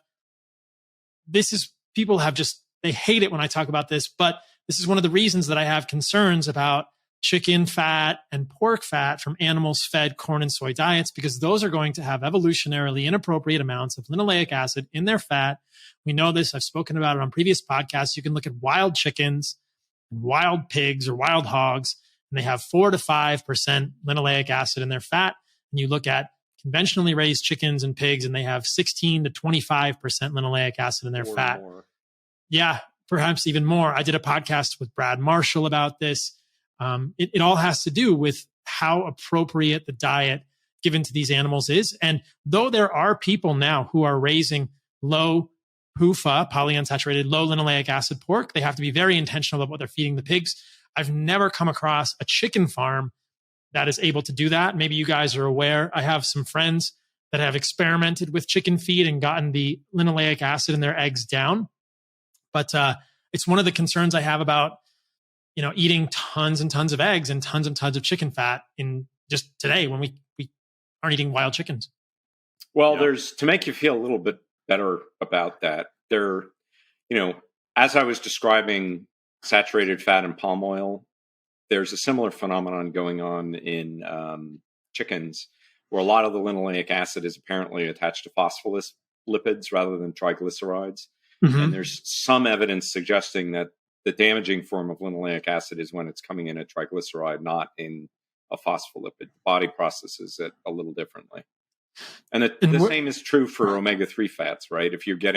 That's why fish is better than fish oil, because in fish, you're getting the omega-3 fats as triglycerides and also as phospholipids. And in fish oil, you're only getting the triglyceride format. Your body needs both. Right. And I would imagine there are phospholipid-derived omega-3s in animal fats as well, butter or grass-fed beef being, grass-fed butter having phospholipid forms of omega-3s. That's interesting. So is there a way that you're aware of, Tucker, that they can modify whether the linoleic acid is in a triglyceride versus a phospholipid with what these chickens or pigs are fed? Do you think that makes the bacon and chicken fat less problematic than a seed oil? No. Okay. I mean, as Jeff described, even, the best case for that would be salmon, right? And Jeff described that study where even salmon, which have a high level of omega-3 fats, even when they're farm raised compared to a chicken or a pig, still wound up being obesogenic to the animals that were fed them, right? I think ultimately the best way to keep linoleic acid as triglycerides out of your body is to eat as little of it as you can. And one of my takeaways is, when we're all of 2 white papers in, we could probably write 10 more on, and we are planning to write many more on, whether it's insulin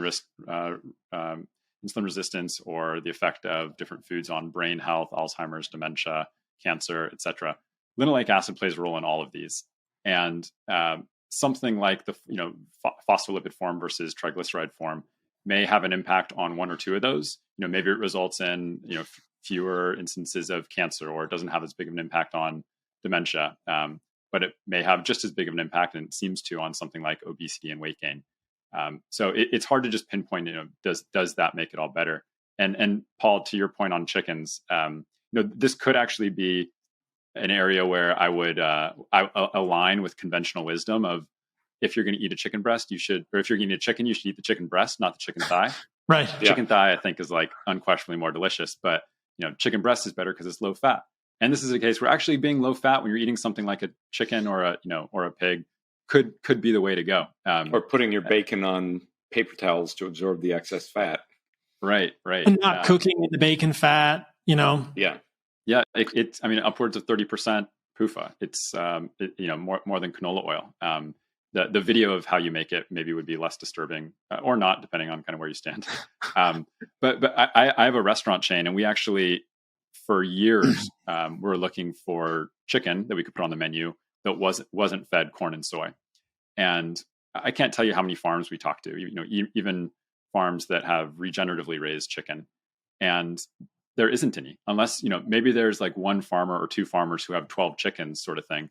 But to actually buy at any sort of scale chickens that aren't fed high linoleic grains, I don't think it exists, at least not in the US. Oh yeah, I had a farmer I used to buy pastured chickens from, and I could go visit them and watch them run around in the field, and they were delicious, but they were like $40 a bird, right? It would not scale up. Yeah, it's cost prohibitive to get that kind of food. So yeah. So one of the other white papers at Zero Acre is the linoleic acid or seed oils and cardiovascular disease post. This one is excellent as well. I want to talk about this briefly and then wrap up the podcast before we get to be too long. We all agreed we'd try and keep it around 90 minutes. Let's just hit on some of the high points of the seed oils and cardiovascular disease post, because this is also really interesting. A lot of people who don't believe what we're saying about the seed oils will say there's no evidence that seed oils are inflammatory. And I look at a number of the references that you guys share in the seed oils and cardiovascular disease post, and I remember our previous conversation, Tucker, and I think, how could you possibly think that seed oils are not inflammatory when they clearly raise oxidized LDL, Lp(a), CRP, oxylipins, oxysterols? But I'll let you guys kind of give us a perspective in whatever manner you would like to on seed oils and cardiovascular disease. What do we know here? Well, I want to there's a basic distinction between these two posts, right? The seed oils cause obesity post, although there's excellent support for it in the scientific literature, is kind of revolutionary, right? Even a lot of the experts seem to be, I'll say, oblivious to the evidence about the endocannabinoid system controlling food intake. The exact opposite is true of the cardiovascular disease post.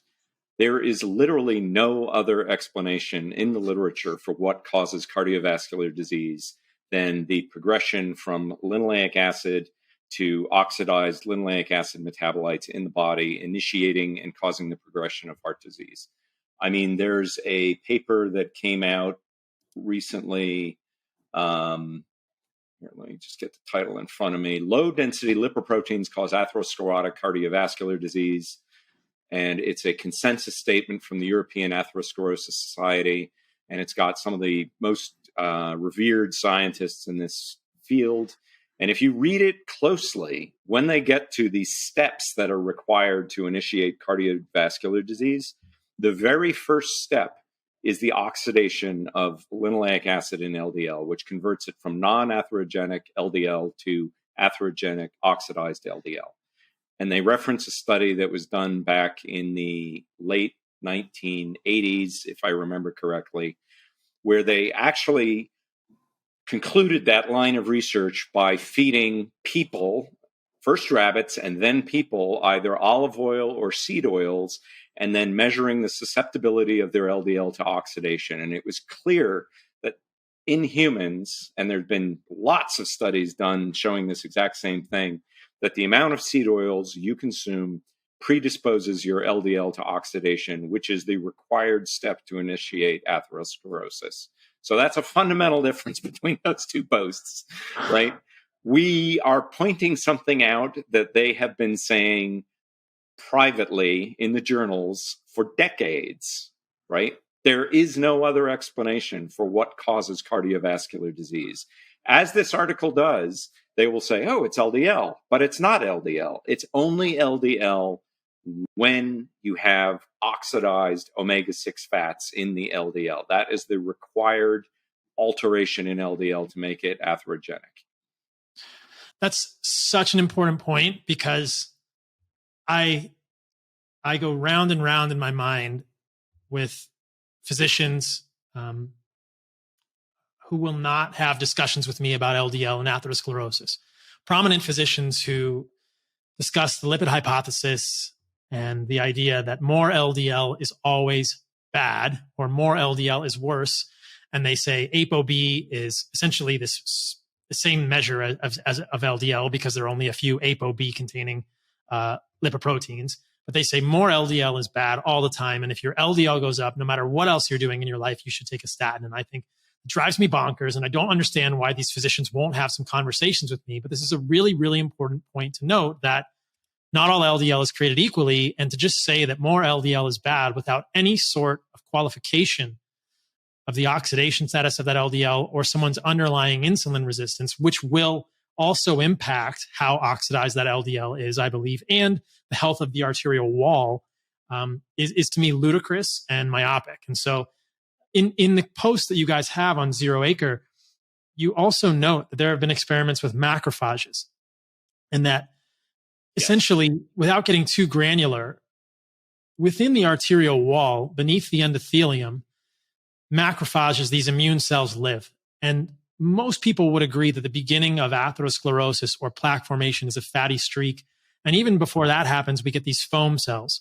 And correct me if I'm saying any of this wrong, guys. And these foam cells are macrophages taking up LDL. But they're not just taking up any LDL, because when we've done the experiments, macrophages will not ingest, quote unquote, native LDL that is not oxidized. That LDL must be oxidized. There must be something that triggers this macrophage receptor to take up an oxidized LDL particle. So macrophages will not ingest native LDL. LDL must be oxidized to begin the formation of foam cells. And here we have a hypothesis, or perhaps it's even beyond that, a mechanism by which more linoleic acid in the human diet increases the amount of linoleic acid in the LDL particle. And if there's more linoleic acid in the LDL particle, that LDL is more susceptible to oxidation. And we know that oxidation is a prerequisite for the formation of foam cells, which are the beginning of atherosclerosis. Did I get all that right? I mean, what am I missing here? How can people not see this? That's exactly right. And that was demonstrated by the gentleman who discovered the LDL receptor and got a Nobel Prize for it back in the 1980s, Brown and Goldstein. And the first thing that they tried to do after establishing this pathway existed was take some macrophages and incubate them with LDL and wait for the foam cells to appear, and it failed. So Steinberg and Whitstone, two other doctor scientists, were the guys who finally figured out, oh, it's the seed oils. And they have to be oxidized, and then we can make all the foam cells that you want. That's the paper that European Atherosclerosis Society references as this is the first step, right? There's no other explanation. And it seems very clear when you actually look at the data. I think, Paul, to answer your question about how can people not see this, I think the reason is because this is how things evolve, especially in nutrition science. It's always one broad category, like fat, right? Fat is bad, and carbohydrates are good. And then there's an evolution of that understanding. Oh, there are different types of fat, like saturated and monounsaturated and polyunsaturated. And then for a while, polyunsaturated fats were, just good, before we even understood that there were omega-3 fats and omega-6 fats. And then, now there's at least more of an understanding of omega-3 seems to be protective, omega-6 fats seem to be bad. And it's the same for cholesterol. At first, it was all about total blood cholesterol. And then there was an understanding of HDL and LDL. And now there's more of an understanding of oxidized LDL. The same in all sorts of other, aspects of trans fats as well. There are broadly trans fats. Then there are things like CLA and trans fats in dairy, as well as trans fats from partial hydrogenation. Very different things. These are just words that humans come up with to categorize these things. There's nothing in nature that says, these two are related in one way and these two aren't related in that same way. They're just the words we use to describe these things, but they're completely different molecules, and different molecules have different effects in our body. And so if this is like other aspects of nutrition, hopefully our understanding continues to evolve and become more nuanced and granular, where we understand that it's the oxidation of LDL primarily through linoleic acid that seems to be the real culprit here. And it does seem like we're going in that direction, as opposed to, not that long ago, 50, 60 years ago, where it was just broadly speaking cholesterol. So we continue to get more and more refined. And as we do that, the argument for what causes heart disease is becoming very much aligned with the we shouldn't be eating high linoleic seed oils argument. And we're getting right back to the evolutionary argument, right? That these novel food products are what are causing the chronic disease, which is exactly what you would expect if you have a system, a well-designed system like a human body, and it stops working. Speaking as somebody with an engineering background, if I had a computer system that started misbehaving one day, the first thing I would look at was what changed on the inputs, right? And that's where nutrition science is finally getting decades later. Oh, gee, we started eating all this stuff that we never ate before, and now we're sick. Oops. And, going back to the categories example I was using, at least we're starting to point the finger at processed foods. That's a pretty recent, it shouldn't be a phenomenon, but recent phenomenon. In the 1990s, the American Heart Association, I have a blog post that actually showing their pamphlet on this subject with Nina Teichel's first cataloged or took a photo of. And they basically have a whole section about how you should eat low-fat cookies and hard candy and gumdrops and sugar as long as you're replacing things like fat with those foods. Fruit Loops were a heart-healthy food. Yeah, they may still even be. Cheerios are. Yeah. Cheerios and Honey Nut Cheerios. Well, they backed away from the sugar a bit, thanks to Gary Tobbs. It's only been a decade or two since we've understood, if that we've understood that processed foods are no good. So what will happen, the next evolution of this will be like, wait, what is it about processed foods that make them bad? And really that's going to take us to, refined flours, refined sugars, and seed oils. And then we'll probably have another decade of, arguing about which is which. And then maybe in like the 2040s, we'll finally come to the conclusion and we will infiltrate the zeitgeist and everyone will understand seed oils have got to go.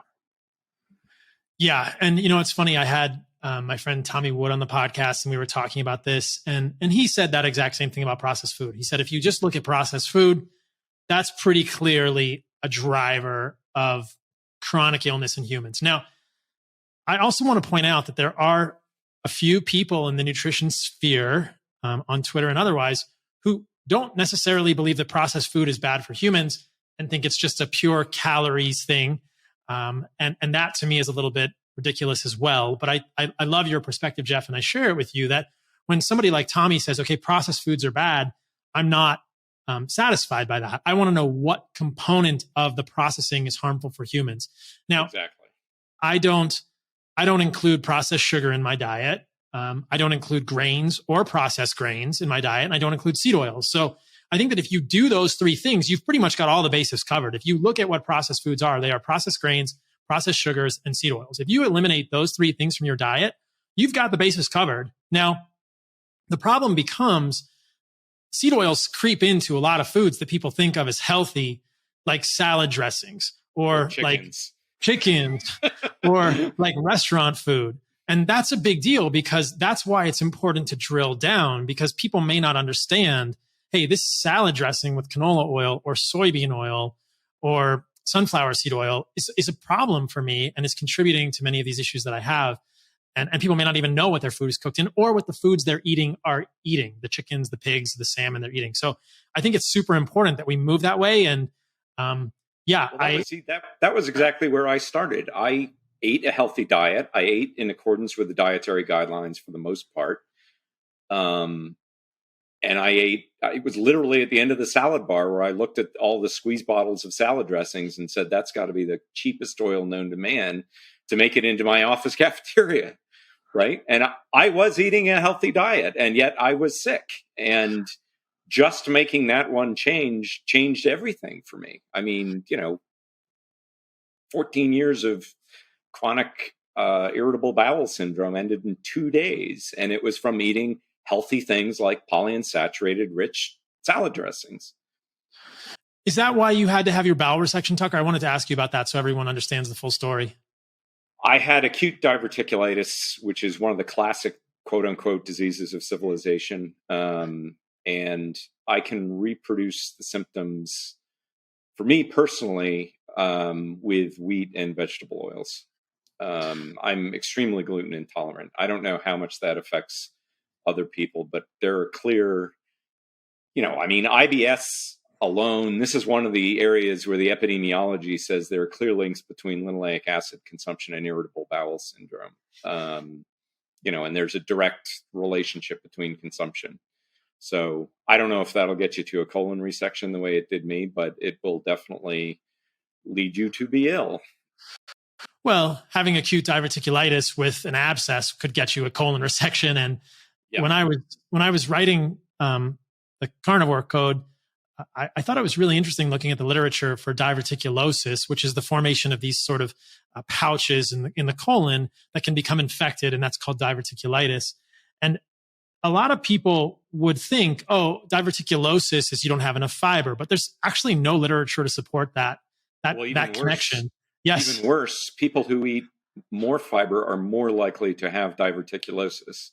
And there's a large endoscopy study, I think, of over 3,000 patients that found that people who ate the most fiber had the most incidence of diverticulosis. Now, we can't say correlation is causation, but we certainly. Well, but there's also different kinds of fiber. I mean, exactly. We've spent all this time talking about how there are different types of fats, there are different types of fiber. I wouldn't say fiber causes diverticulitis or diverticulosis. I would say that there are a whole range of issues with wheat as a human food that are kind of outside the scope of this discussion right now. Because the original work that they did is in Africa, where people who ate lots of fiber didn't have diverticulosis or diverticulitis. So I think it's, fiber in the context of an industrial diet, and I think seed oils are playing a role there, leads to those diseases. I wouldn't doubt that seed oils have some involvement in the formation of diverticulosis. The most interesting thing I found was that diverticulosis appeared to have potentially an autoimmune component, which I thought was really interesting because there are so many things that are autoimmune in nature that we don't think of as being autoimmune in nature, whether it's a mood disorder like depression or anxiety and connected heart disease, type 2 diabetes. Exactly. There's immunologic connections with all of these. Certainly type 1 diabetes is clearly autoimmune, but diverticulosis may very well be autoimmune in nature. And then the question is, what is triggering that autoimmunity? So thanks for sharing the story and bringing that full circle. We're at almost an hour and 40 minutes. So I think we should wrap this up. Any closing remark, anything we didn't talk about? On one of those white papers, I also found a bunch of literature you guys had noted on seed oils, or at least linoleic acid and age-related macular degeneration. That case is very strong. If people are not aware of the connections between seed oil consumption and by proxy linoleic acid and age-related macular degeneration or ophthalmologic eye problems, that case is very strong, and there's lots of evidence for that on the Zero Acre website too. But I'll let you guys be clear about what that means. Age-related macular degeneration is the leading cause of blindness in the United States. So you would not be saying something crazy if you said linoleic acid is the leading cause of blindness in the United States. That's how strong the evidence is. There probably will be a reel on Instagram where I say exactly that, Tucker. Yeah, we're making them. But yeah, I mean, I think I'll let you guys each have a moment to kind of summarize this and any closing remarks, and we can obviously bookmark it and do a part 2 in the future. But yeah, let's wrap it up for people here. You're asking us to summarize what we've both been thinking about for the last decade. So it'll be tough, but and anything we didn't talk about that you just want to get in there, in terms of the science stuff, like you're like, oh, I really wanted to mention this thing. Yeah, appreciate it. So I would just say, let's not forget that we talk about some of these different diseases, sometimes, in a bit of a silo, like let's talk about heart disease. Now let's talk about obesity. Now let's talk about insulin resistance. They're all related. And there are terms that I think Paul inadvertently said earlier, but, like diabesity, where we actually have words now to describe the relationship between these things. And so something like linoleic acid, unquestionably being a high linoleic acid intake, unquestionably being a cause of age-related macular degeneration, it probably doesn't stop there. And what it's doing to our eyeballs is probably also, what's happening on our skin, why it's related to skin health, what's happening on the inside of our bodies, what's happening, and what causes obesity. Plenty of research out there, showing the links between obesity and heart disease and diabetes or insulin resistance.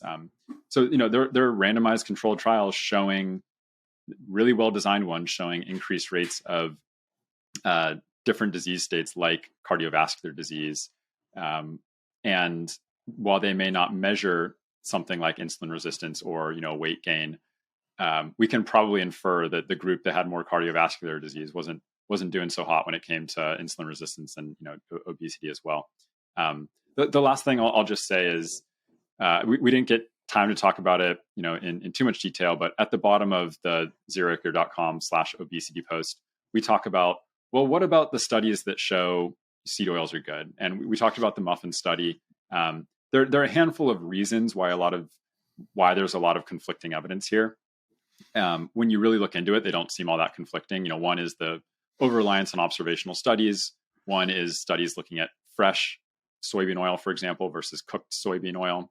Another is just the study duration. If you're looking at, okay, what happens for the next few hours or even for the next couple weeks, it's just going to take longer than that to get really good data. And then the last point I'll make, which maybe we save for another conversation, is there does seem to be really interesting data on how genetics dictate the rate at which each of our individual bodies convert linoleic acid to downstream metabolites. And so studies that show one person having low levels of linoleic acid in their body and another person having high levels, those levels don't necessarily correlate to dietary linoleic acid intake. And the person having lower levels of linoleic acid, but worse health outcomes, it could be because their body was so quick at converting that linoleic acid into even more harmful molecules. This is in the plasma. Very misleading. Yep, right. Exactly. In the blood. Yep. Plasma. And that's also a fascinating rabbit hole that you can kind of go down through references on the blog post. But there are a lot of reasons why you should, look beyond the abstract or the study title when really looking into this stuff. Yeah, I appreciate that, because that was something I wanted to touch on, that studies looking at levels of linoleic acid in the blood are basically worthless because we don't know ALDH2 polymorphisms, aldehyde dehydrogenase, these type of enzymatic systems that can convert linoleic acid to HNE. These can change. And like you said, Jeff, if people have lower amounts of linoleic acid in the blood, is it that they're breaking it down to HNE, at a higher rate? And if they have higher amounts of linoleic acid in the blood, are they breaking it down to HNE less? It's just not a good measure. I think that guys can let me know if you agree with this. I think that adipose linoleic acid is a better metric of consumption, but it's difficult to assay that. It's a metric of long-term consumption, absolutely. But there's a lot of having had this long conversation. Let me put it this way: having had this long conversation between the three of us about the dangers of linoleic acid, right? To reiterate the point Jeff just made, linoleic acid itself is probably totally harmless. It's the stuff it turns into in your body, right? Every part of this obesity post is, well, it turns into HNE, that's toxic, or it turns into arachidonic, which turns into these endocannabinoids, which make you overeat. It's always a couple steps away from linoleic acid. So when you see a study that says, for instance, the inflammation paper saying we looked at biomarkers of linoleic acid intake, linoleic acid in the blood, we've got decades of research showing that another linoleic acid biomarker, oxidized LDL, is central to the process of cardiovascular disease, which is an inflammatory process, right? So where can people find you guys if they want to read more about this? We talked about zeroacre.com. The blog posts are amazing. The white papers are amazing. Tucker, Jeff, where can people find more information?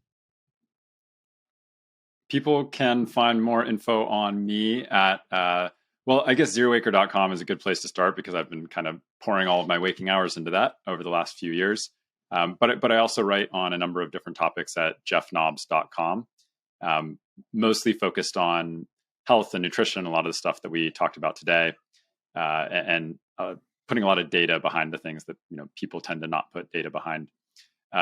And I'm on Twitter, but haven't been tweeting too much. And Tucker and I have written a number of those blog posts together at zeroacre.com. Yeah, so that what Jeff just said. He's got some great posts on his personal blog, by the way, getting into some other issues like the environment that aren't really covered anywhere else in the health community, but I think are very important. So yeah, the 0 Acre posts that are coming out. My blog is yelling-stop.blogspot.com. I've been doing a YouTube series of interviews lately under my name, Tucker Goodrich, and also I'm active on Twitter. Again, my handle is Tucker Goodrich. And I just want to thank Jeff for putting all this effort into this, because he's really, turbocharging, I think, getting this message out. And it's super important that somebody's doing this and that people are committed to getting this information out. It's been really terrific. Yeah, I appreciate you guys both massively, and I look forward to the day that I walk into a fast food restaurant and I say, "What kind of oil do you use in your fryer?" And they say, "This cultured oil from this place called 0 Acre," and I go, "Fuck yeah, that's cool." So thank you both. What's that? Shout out to Mesley, a new restaurant in San Francisco that is doing just that. They're the first restaurant to start frying with cultured oil. And food. Wasn't there a McKinsey conference where they were serving 0 Acre cultured oil? Yeah, we were surprised, but they made a sesame dressing using cultured oil. And we're like, oh, that's cool. And just in case people were wondering, the cultured oil from 0 Acre is how much linoleic acid? 2%? Super low? Yeah, every batch is a little different, but 2 point something, always less than 3%. So yeah, if you add oil and fat to your food, go eat your low linoleic fats and oils, people. That's the key. Thank you both for this. I really appreciate you both. I think we're probably going to have to do a part 2, but we'll let the dust settle from this one, and I'll digest some of the white papers a little more. And I appreciate you both, and thanks for all your work. Thank you, Paul. Thank you, Paul. Thanks, Tucker.